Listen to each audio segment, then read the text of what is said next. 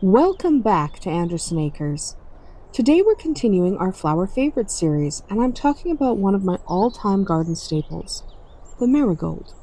Marigolds are one of those plants that feel like a friendly gateway into gardening. They're bright, they're bold, they're easy to love, and they're surprisingly useful. If you've ever wanted a flower that gives you a lot of color for not a lot of fuss, marigolds are the kind of plant that makes you feel like a gardening genius. When people picture marigolds, they usually picture those classic warm shades: sunny yellows, rich golds, fiery oranges, and sometimes those deep coppery tones that look like autumn decided to show up early. The flowers themselves can look really different depending on what type you choose. Some marigolds have big, fluffy double blooms that look like little pom-poms, full and rounded and almost too cheerful to be real. Others have simpler flowers that are a bit more open and daisy-like, but are still very vivid and eye-catching. Either way, marigolds tend to read as happy in the garden, like they're little bursts of sunshine that refuse to take the day off. The leaves are part of what makes a marigold feel so distinct. They're usually a rich green and kind of look finely divided, with that slightly ferny look. And if you've ever brushed a marigold plant with your hand, you already know the other things they're famous for: the scent. Marigolds have a pungent, sharp smell that some people really like and some people politely tolerate. Personally, I think it's part of their personality. They smell like a plant that means business. They're not here to be delicate and precious, they're here to bloom their hearts out and hold their place in the garden like they own it. Now, marigolds are generally grown as annuals, which means they complete their life cycle in one season. You plant them, they grow, they flower, and by the time winter rolls around, they've done their job. That's part of why they're so popular, because you don't have to commit to them forever. You can change your mind next year. You can rearrange your beds, you can experiment. And marigolds are wonderfully forgiving if you're still figuring out what you'd like. There are two big groups people tend to talk about the most: African marigolds and French marigolds. African marigolds are the taller, bigger bloomed types. They can form larger clumps and grow up to around 3 feet tall in good conditions, with big double flowers that can reach several inches across. They're the ones that make a statement. If you want a marigold that can hold its own in the back of a flower bed or stand proudly in a larger container, African marigolds are the show off. French marigolds are usually shorter and more compact. They might top out around 18 inches, sometimes a bit less depending on the variety, and they often have smaller blooms.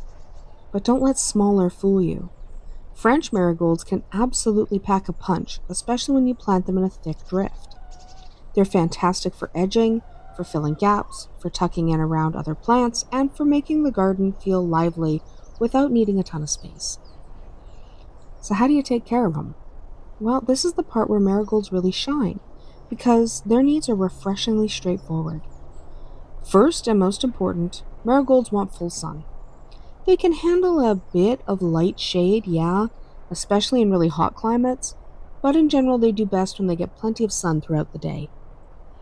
If you plant them somewhere that's too shady, they'll still grow, but they'll usually bloom less and look a bit stretched out, like they're trying to reach the light. They also like well-draining soil. They're not especially picky, but they do not want to sit in soggy, waterlogged ground.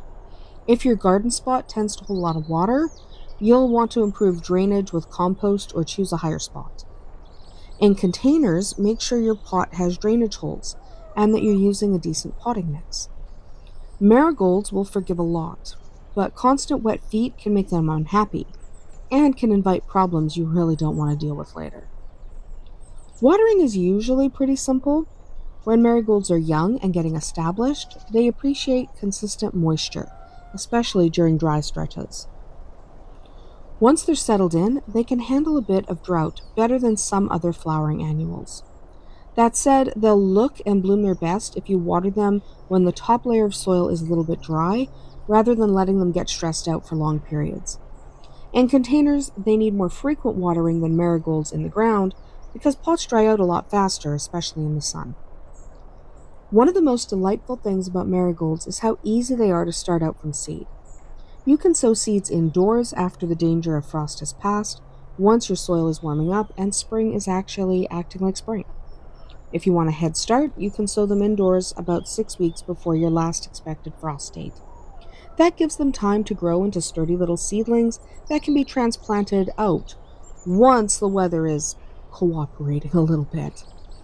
And marigold seeds are usually beginner friendly, which makes them great for gardeners who want to try planting seeds without feeling like they're performing a delicate scientific experiment.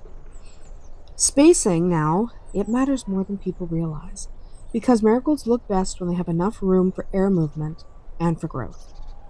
A good general spacing is around 10 to 12 inches, depending on your specific variety, especially for those larger types. If you plant them too close together, you might get a crowded, humid little jungle situation, and that can make the plants more prone to issues. If you give them a little breathing room, they'll fill in naturally, look fuller, and stay healthier. Now let's talk about the secret weapon of marigold care: deadheading. Deadheading just means removing the spent flowers after they've faded. Marigolds are generous bloomers, but they'll bloom even more if you encourage them to keep producing fresh flowers. When you pinch or snip off the old blooms, the plant doesn't waste energy trying to set seed. Instead, it keeps pushing out new buds, and that means you get color for longer. Marigolds also do well with a light touch when it comes to fertilizer. If your soil is reasonably decent, you may not need much at all. Too much nitrogen-heavy fertilizer can encourage leafy growth at the expense of flowers, and we're really here for the flowers. Compost worked into the soil at planting time is often enough. In containers, a gentle, balanced fertilizer used sparingly can help them keep blooming, but the key word is sparingly. Marigolds are happiest when you don't overcomplicate their lives. So where do marigolds grow best? Well, the short answer is just about anywhere with sunshine and reasonably well-drained soil. They're widely adaptable, which is why you see them in so many gardens. They do well in flower beds, they're fantastic in containers, and they're especially popular in vegetable gardens. People often tuck marigolds amongst their veggies not because they look beautiful, but because marigolds have a reputation for being helpful garden companions. Their strong scent can be part of why gardeners like them near plants, and even if you're just planting them because they're pretty, it's a nice bonus when they're mixed in as a companion flower in mixed plantings. And they can keep some of the bugs away. It's not a bad thing. Now, if you're someone who wants a garden that looks intentional, marigolds are an easy way to pull that off. You can use tall varieties like African marigolds as bold backdrops in a bed, and then layer the shorter flowers in front. You can use French marigolds to edge a walkway and make everything look neat and cheerful. You can plant them in clusters for big, dramatic color, or scatter them through a mixed bed for a more cottage garden feel. They're flexible, and they play well with a lot of different styles. Marigolds are also a great choice for people who want reliable color all season long. Once they start blooming, they tend to keep going if you keep up with deadheading and basic watering. That makes them a wonderful option for gardeners who don't want to constantly swap out flowers or do complicated planting schedules. If you want something you can plant and then enjoy, marigolds are very much that kind of plant.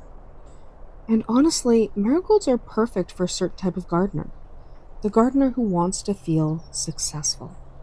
If you're brand new and you're nervous that everything you touch is going to wilt out of spite, marigolds can be that confidence booster. If you're busy and you don't want flowers that require daily emotional support, marigolds are forgiving. If you're an experienced gardener and you just want dependable color to support your more finicky plants, marigolds are a solid choice. They're not fussy, and they don't act like they're doing you a favor by growing them. They're also wonderful if you garden with kids or if you're trying to get someone interested in gardening for the first time. Marigolds grow quickly, they bloom brightly, and they're easy to handle. There's something really satisfying about planting a seed, watching it come up, and then having a bold flower show up not too long after.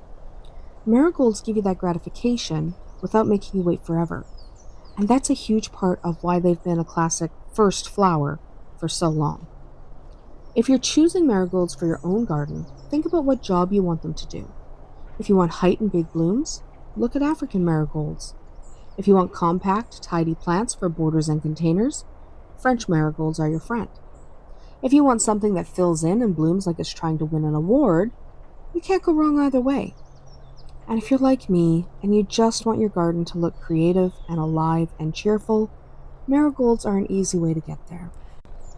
Marigolds have this lovely talent for making other plants look better. They create contrast. Their warm tones can make purples and blues look richer, make whites look crisper, make greens look deeper. If you've ever looked at a garden and felt like it needed one more thing to bring it together, marigolds are often that one more thing. They're like the bright accessory that pulls the whole outfit together. Except the outfit is your garden and the accessory is a plant that smells like it could arm wrestle a tomato. Don't worry about it. And in the end, that's why marigolds are one of my favorites.